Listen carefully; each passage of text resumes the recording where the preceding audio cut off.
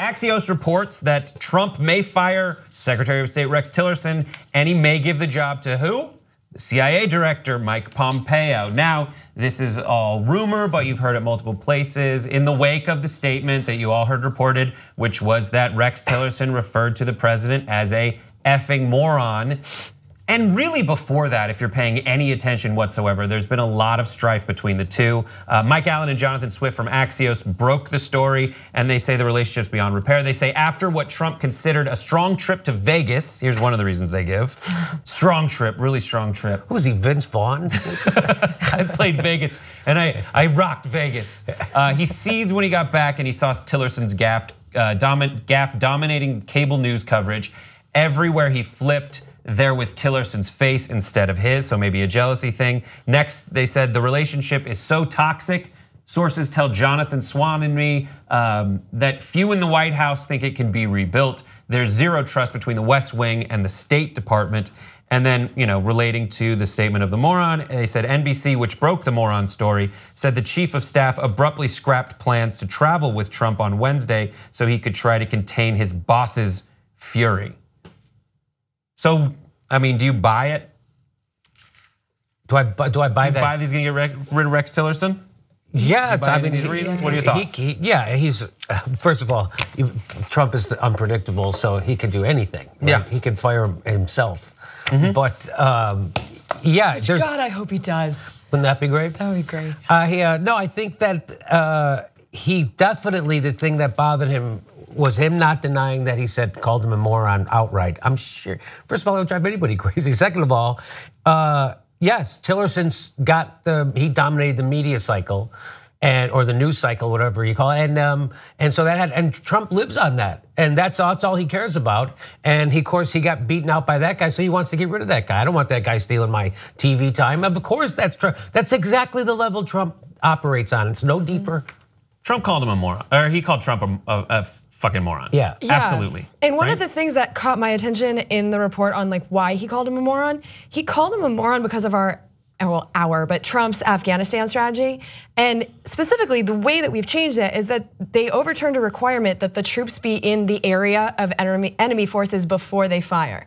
And so here we have our head diplomat in this country who's trying to deal with this. And we have the Trump administration allowing our jets to bomb people wherever they want. And so when you look at what Rex Tillerson is trying to do and watch how the commander-in-chief is making it impossible to do his diplomacy job, I can see why you would be like, this guy's a moron and get angry.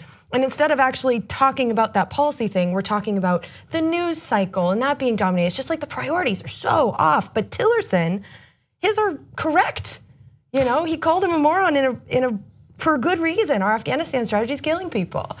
I'm defending the ExxonMobil Secretary of State right now. That's where we're at. But he's an adult. It's so weird that I'm on the side of Rex Tillerson. Yeah. So whose idea was it to have this new policy in Afghanistan that caused him to call him a moron? Whose idea was it? Was it Trump's idea or did it come from the Pentagon? Well, Mattis is pretty happy about it. Mad dog. So Tillerson would be also referring to Mattis as an effing moron too, because he's for this policy also, right? Possibly. Okay, so at least it was based on policy. Yeah, in context, I'm like, yeah, go Tillerson. So right. Here are the reasons that Mike Pompeo might be the replacement, as it is rumored. They say that he's close to Trump. He delivers the daily press brief to Trump. He's not a showboat. He would take the job because it's like the logical next step. It's all he hasn't done besides president, essentially. He has credibility with world leaders because he's actually able to be in the president's ear. But here's a quote. Pompeo is one of the few in the administration who knows how to convey tough news to the president and how to push back without turning DJT off. And Mattis is good at that too. That's it. That's the skill. That's the skill that people like Tillerson, who is a businessman, who is like, things that Tillerson did when he first became Secretary of State was like, essentially, don't make me report bribes. Essentially is what it is. Because he's like, I'm an ExxonMobil guy, and I know that sometimes I need to talk to heads of state, and sometimes I need to talk to local oligarchs, and sometimes they're the same person. And in order to get my wells drilled, that's what I need to do. And then he looks at Donald Trump, who is he makes buildings that are gold. And that's it. And that's his business, right? And for Trump, he only ever needs to talk to oligarchs. He only does that. And so Trump's working on this level that Tillerson absolutely sees himself as being above. And that level is below that, ostensibly, of people who have worked in the State Department before, who have experienced that. But that comes with a bunch of its own drawbacks because you're inside a system and you have to say yes to the right people to bubble up there. But just to see the difference between these two, and then to have it potentially be handed over to Pompeo, who's the head of the CIA, because he knows how to say nice things to bad things to the president nicely. Yeah. It's so frustrating. And let's take a little flashback and remember who Pompeo is, because he was a congressman. He was in the Tea Party wave. That's how he got in. He's from Kansas. He was the Koch brothers congressman. So it's also interesting to me to look at him being the possible person shifted into our head diplomacy job, because you have the ExxonMobil guy and now the Koch brothers congressman. He clearly knows how to kiss ass. And the Koch brothers, they gave him, I have it here, $375,000, and 14% of his funding for Congress came from oil and gas interests. So it's like, if you're gonna get rid of Tillerson, they're just replacing fossil fuel guy with another fossil fuel guy. And when I look at the big picture of what I thought was gonna happen with Trump, I knew that real estate developers were gonna have a good time. I knew that rich people were gonna have a good time. I never thought that fossil fuels would be this central to this particular administration. There was no indications of this beforehand. So that's why I'm upset about the Pompeo pick. It's just fossil fuels, they've just got a stranglehold on this entire administration. I think they have had a stranglehold on our government, right? Yeah. I don't know if you remember, but right before he left office, Barack Obama was gonna let that situation in North Dakota play out. And the reason why we have all these fracking pipes is because Barack Obama lifted the restriction of exporting fossil fuels from our country, which is why now it's crisscrossed with fracking pipes. So it's not just this administration. Again, this is Trump just takes the pretty face off the horrible shit that our government has been doing since Bill Clinton. It's true. So yes, it puts you in a weird position where you have to either judge the behavior of someone who knows exactly what they're doing, or have to make a decision as to whether this person knows exactly what they're doing or anything about what they're doing.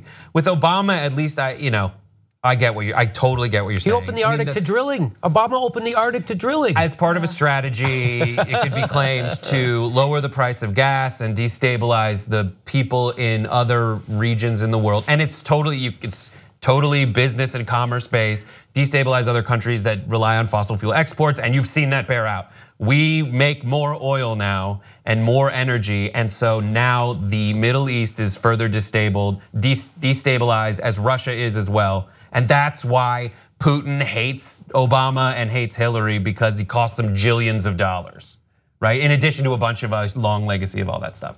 But at least I can wrap my mind around it. I'm not saying it's good what Obama did at all, but I'm saying at least I can wrap my mind around an approach that makes sense as an approach. With this one, it's like, we talked about it in the previous video, there's a good cop, bad cop thing that he's trying to do, but there is no good, there's no ability to believe that the good cop can do anything.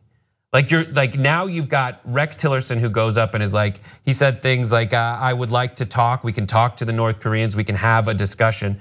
And then you have Trump saying, nah, look at Rocket Man, don't talk to Rocket Man, with the China thing. So Tillerson goes and he talks to China, and then China says, we will put more, exert more pressure on North Korea if we can reasonably believe that America won't start a war. Yeah. And Trump just completely undermined the reasonably believe part. So that's what's so frustrating. So maybe you do get rid of Rex Tillerson and you replace him with Pompeo, but what's to say that Trump isn't gonna keep being this crazy bad cop that this is exactly what he wants to be. This is him fantasizing. It's like his masturbatory, I'm jizzing all over the world fantasy, I'm in control. I get to be the bad cop. I'm from New York. Yeah. I think we need to remember that the one thing Trump is good at is manipulating the press. So he learned it early on in his career in the 80s. He learned that how to steal a news cycle. He learned how to if you get heat about one thing, you say something more outrageous, and they're going to follow that. And that's what he's been doing over and over and over. And I wouldn't doubt. I think actually the chances are that him saying that stuff about the calm before the storm and nobody knows what it means, that's just him trying to grab the headlines back. So now everybody's going nuts. This is a big deal. What did he mean? Does he mean we're going to have a war? What? And so now everybody's back talking about Trump, and everybody's asking him. And so it's off Tillerson and the moron comment, and he just stole the news cycle again. So this is probably as shallow as that. Yeah, and we've moved away from the gun discussion. That's true. Already. TYT membership gets you commercial-free Young Turks. Download it, stream it, podcast it, get all the network shows, and support independent media. TYTnetwork.com/join.